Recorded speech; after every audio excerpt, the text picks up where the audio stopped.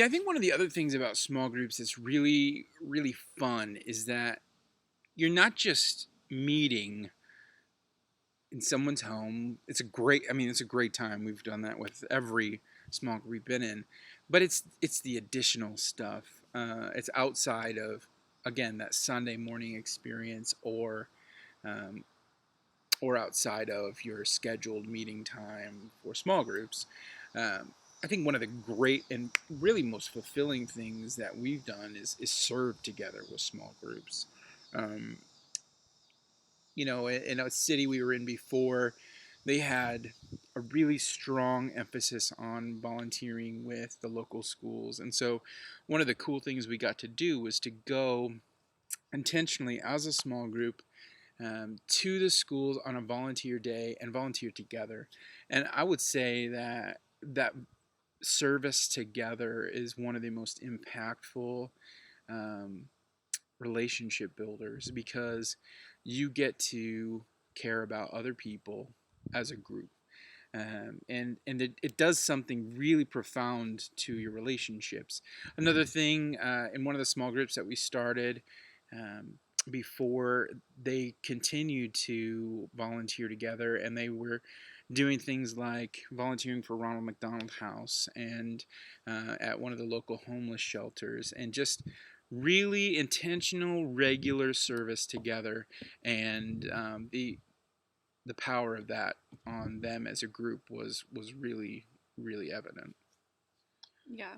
I think there are the other things like getting together for dinner, whether it is during small group time or outside of small group time.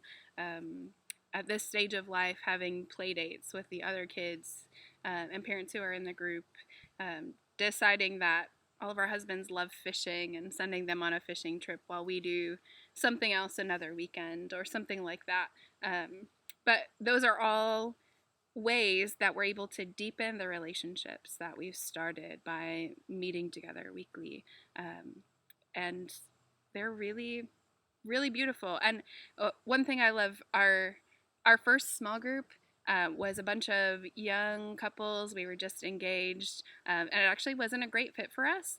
But the next small group we were a part of was um, six couples over 50, and we were in our 20s. And so the flavor of each group was different, which meant the activities that we did with each group was really different. But they were all surrounded around deepening those relationships and really enjoying one another's company that was started simply by a small group. And I think a lot of times, we find our relationships being built at times of life when they're a little more conducive to building a friendship, and we kind of lean on those.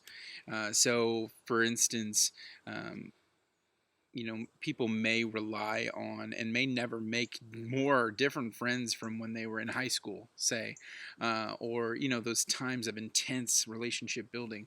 But the thing about these small groups is it's an opportunity to continue building relationship, not just with those that you've known forever. So, one of the cool things about all these outside activities is that when you start building those relationships, those are things that you want to do with other Mm. people, and you, again, continue to build a relationship, because it's not just about formal sitting together, reading scripture. That's a vital part of it. You need to grow together in that vein.